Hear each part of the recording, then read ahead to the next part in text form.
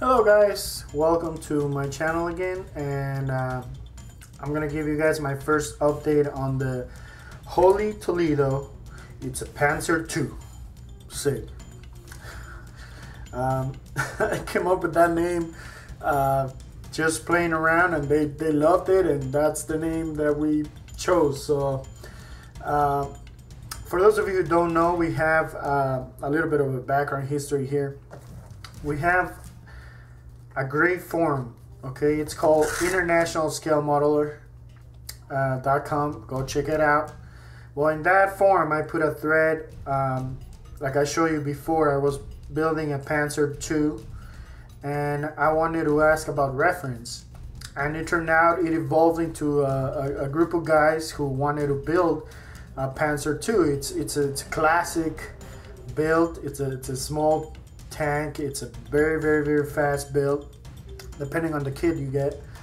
And it turned out into a SIG, and then Lee, you know, out of the goodness of his heart, said, hey, you know what, I'll give whoever finishes the build, I'll give a pack of Ultimate Modeling product sanders. So hey, you know, now it's a very fun SIG. If you guys haven't checked it out, we're having a blast. Now, I know I spoke on my last video. I showed you guys the Panzer II that I was doing, which is the French campaign, the A, B, and C variant, and I decided to put that one aside and just have something else in mind. I have another project for that one, but unfortunately it's not gonna take 2 months, which is the duration of this SIG. It's gonna take a little longer than that. So I went with this kit. Now this kit is probably what Pedro Fernandez calls the classic Panzer, okay? This is the probably most affordable kit out of the Panzers that Tamiya produces, and it's a very old kit. I think it was 1971.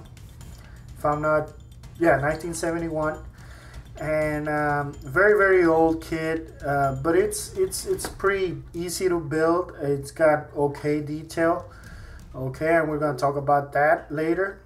But I decided to go with this, and there's about 5 or 6 of us who are building the exact same kit. Now the SIGs are not competitions, so regardless of your modeling skills, you could join and just have a blast. Okay, now let's talk about the detail. Even though it's okay, after watching Pedro Fernandez's build, I decided to go with this. This is the Eduard set for the Tamiya kit for the Panzer II. It's 35350 if you guys are interested. It enhances, it gives it like a facelift, but it's a lot of work. Okay, and this is where I'm at, guys. And you guys could see I put the grills, toolboxes in there, a little bit of the tools. I still got a long way to go, but it does enhance a lot of it. You know, it gives it a nice look.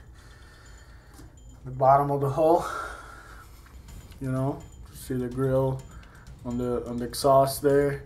Even that little chain, I don't know if you guys could see it that well. Let me bring you in. Okay, you guys could see all the detail there. I covered the holes on the bottom, you guys could see, and it's a very nice set for this kit. I highly recommend it, but just be ready, okay? I mean, just to give you an idea, I'm show you guys this. There's some tiny little pieces in there. You guys got to be really careful, okay? It's a lot of work, but it does enhance a lot. So me thinking, you know, enhancing the kit, why don't I get, you know, tracks, because these are the tracks that you get on the kit. As you guys could see, they show their age, and in Hamilco Barca's words, they show their age. Okay, so I said, hey, let's go get tracks. So I went with the cheaper option. You have 3 options, I think, on aftermarket tracks. The other 2 options are about $50, okay? These are metal tracks, and they look fantastic, but unfortunately they're out of my range, so I went with the cheaper option, which is our Accurate Armor tracks. This is the T32 track packs. These were about $26 with shipping, and yeah, it's a cheaper option. And I tell you one thing, I'm not impressed at all. Do not get this, okay? Look at this. It's just full of flash. You see that right there? It's just full of flash. And these are supposed to be semi-flexible. Well, as soon as I try to bend them, and I don't know if this was my fault for not working with resin tracks, but they just snapped. Okay, you get about 6 links, which is just enough for this kit, and they already snap in 3 and 4 pieces. Not very impressed at all. Accurate Armor, if you're watching, don't put product out there that need a lot of work. I mean, yeah. You know, I have friends that own businesses, you know, with resin parts and stuff, and if they see a little bit of flash or the mold doesn't look okay, they don't sell it. You know, they want their product to look good out there, and this is unacceptable. So who knows? I learned my lesson. I might just go back with the rubber tracks, but I'm gonna work with these tracks, see if I could dip them in hot water and try to bend them that way, and let's see how it goes. But for now, I'm concentrating right now on the photo etch. It's taking a lot of my time bending little pieces and stuff. But this is where I'm at, guys. This is update number 1. If you guys want to see a step-by-step of what I'm doing, go to ISM, go to the Holy Toledo.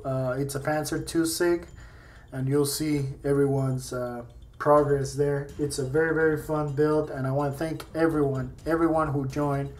Thank you very much, because this makes modeling a lot more fun. Yeah, the more the merrier. The more the merrier. And again, thank you, Lee, for offering the free sanders. And yeah, so thank you guys for watching. This is where I'm at. My name is Louis, and I'll catch you guys on my next video.